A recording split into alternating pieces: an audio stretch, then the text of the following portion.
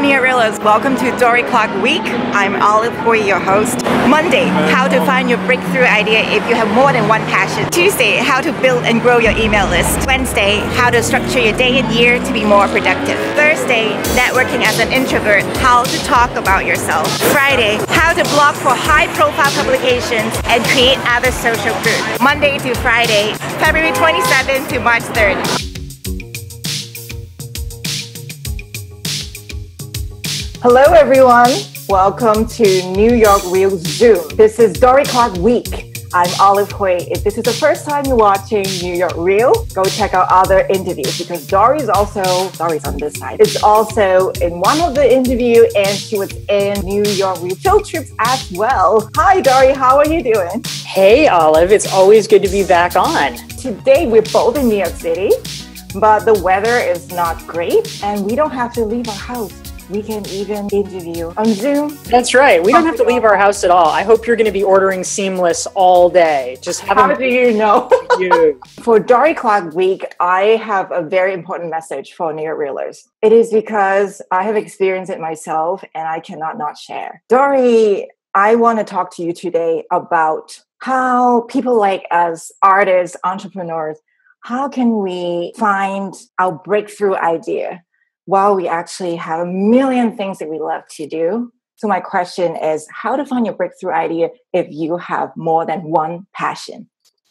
Yes, it is such an important question, especially for people like you for sure, and like me who are kind of polymaths. You know, people who are interested in a lot of things, people who have a lot of irons in the fire. I mean, especially for creatives or creative entrepreneurs, it can feel really narrow and limiting to just say, okay, I'm going to do this one thing. It's almost this kind of depressing. Choose one thing. Yeah, just like, I'll just cut off my arm, no problem.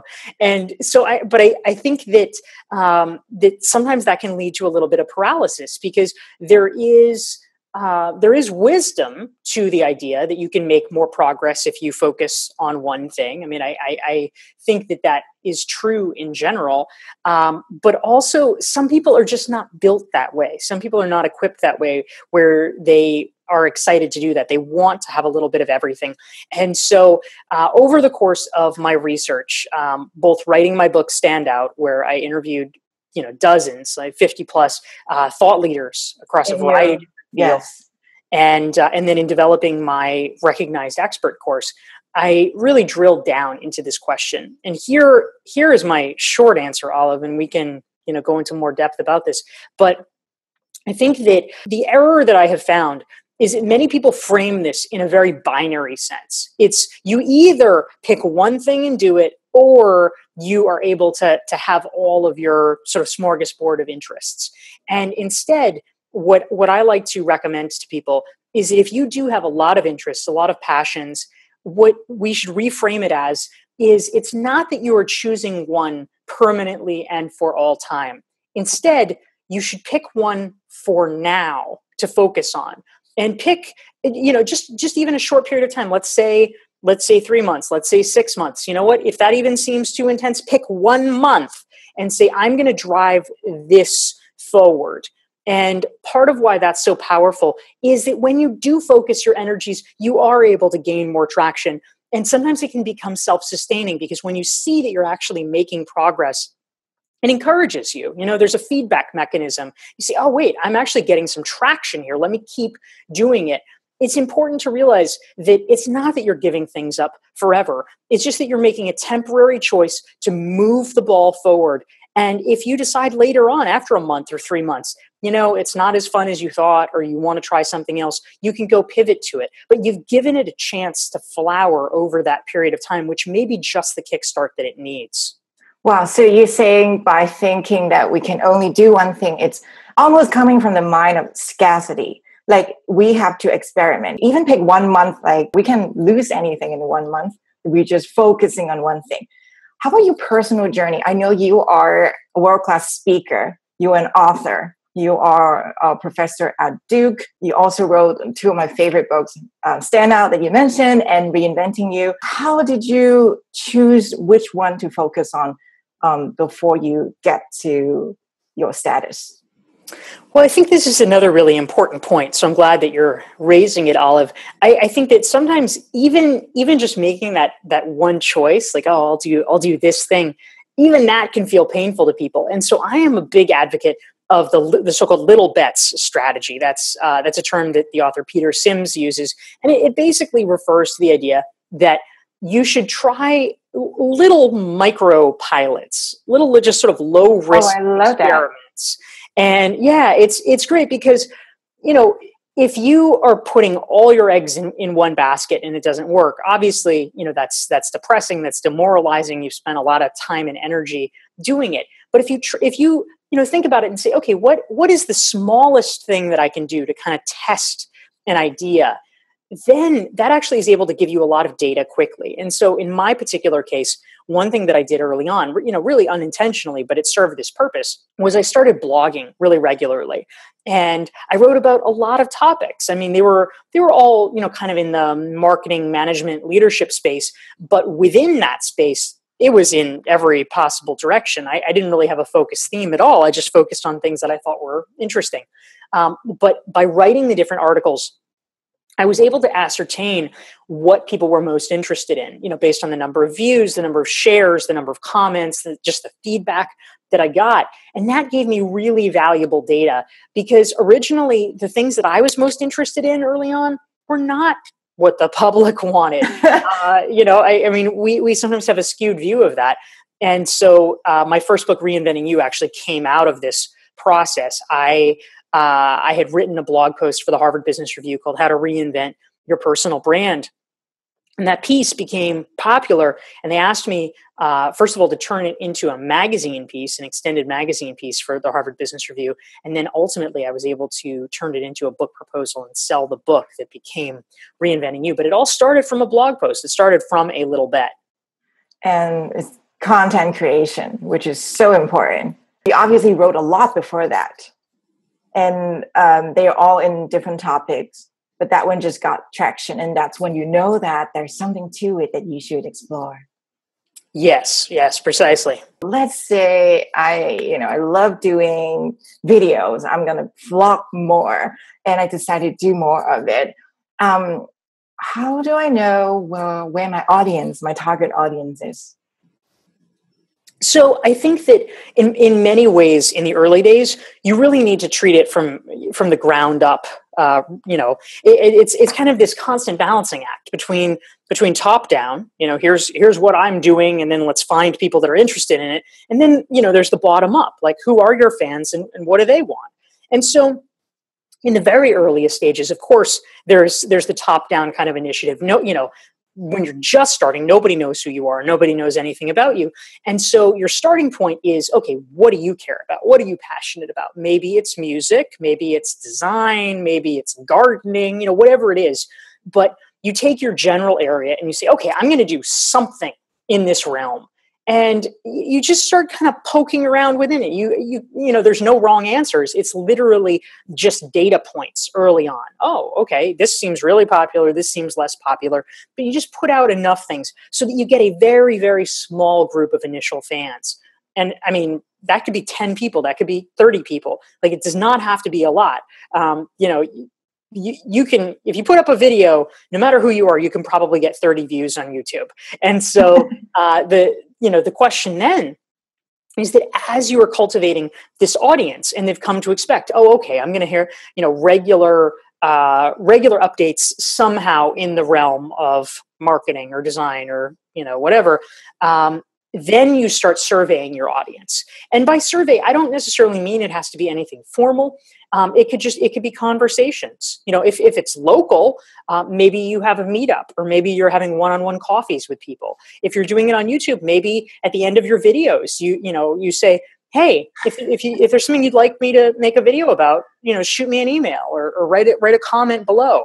But you inquire and you ask and you see what they want, and they can help you refine your message. And so once you have an audience, you can start attuning even more closely to them based on what they're asking you for. So it's a little bit of a push and pull and a give and take. I know that from taking your course, that the fear that, you know, when you jump in, you're like, how and why do I need to become an a recognized expert, because people hear the word expert. But you really broke it down from the beginning to the end. I experienced it and I felt like the fear disappeared like way in the beginning, in the first section. There was one video in particular, I remember you said, what if you don't know what you want to do yet? You can even start just building it from going towards what you love doing, your interest, your passion. Nowadays, people don't think that they need to follow that passion and interest to find that true calling. They think, oh, that must be my side job besides my 9 to 5.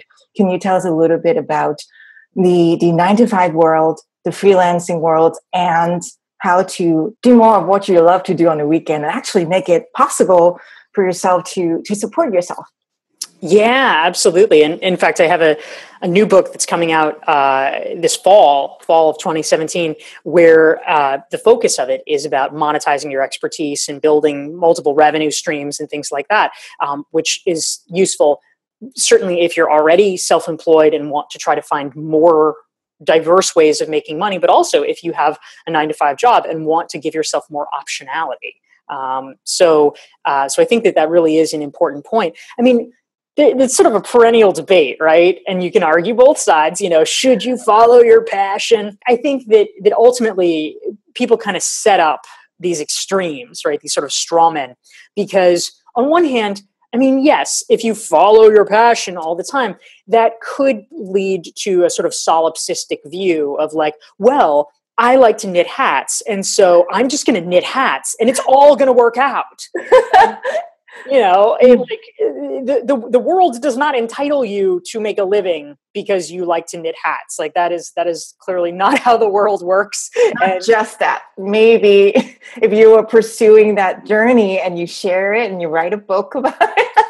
Yeah, exactly. I mean, it's like, oh, well, yes, there's many things that I would like to do, but, that doesn't mean it's going to happen. But that being said, at the other pole, that also certainly does not mean that you have to do some boring ass thing that's a life of drudgery. And then, oh, well, I guess I'll only have, I'll just work, work to live and make money. And then I can maybe knit my little hat on the weekend, like you don't have to do that. Black and white like that. No, absolutely not. I think, you, for instance, have set a really good balance of this. I mean, all it is just taking something that you find interesting in a broad sense and just being smart about it. Just saying, all right, how do we overlay it? What is something that I think is cool, that brings me joy, but that other people actually think is useful? And, if you're knitting a hat and no one else in the world likes it, yeah, that's pretty rough. But if you can find a way to create something that is distinctive, if you can knit hats and say, how can I partner with fashion houses to make this a designer hat that I can sell for $3,000 a piece? Or if you can create online courses and become the online knitting magnate, and other knitters around the world are tuning into your webinars and buying your courses or paying for special retreats with you so they can learn firsthand how to knit these amazing patterns. I mean, those are all really great ways to monetize. And, yes, it involves a little extra thought.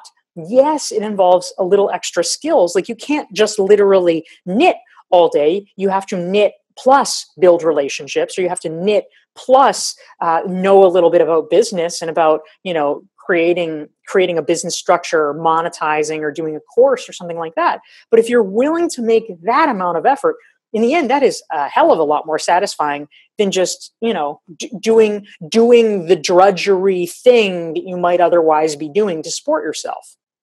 Wow. I agree. My near reelers, like you all have your passion. Some of them want to leave the day job. Some of them want to just pursue more.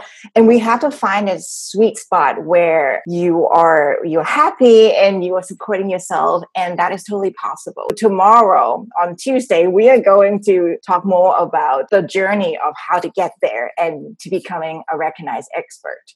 I am excited. If you can wait and you want to jump in, and you can go to dorieclark.com/olive. Dorie prepares something special for near reelers. Excited to see you all tomorrow.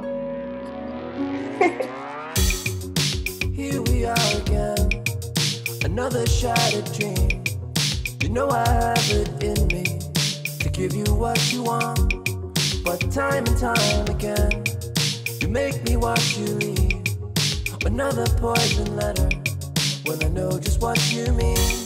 And you must know by now, you're all that I want. And you must know by now, you're all that I want. It's times like these that hurt so much, when your heart beats loud and you're out of trust. I don't know how we've come this far, but we're finding who we are. Never gonna love without you, never gonna fade away. Can you get this shit together?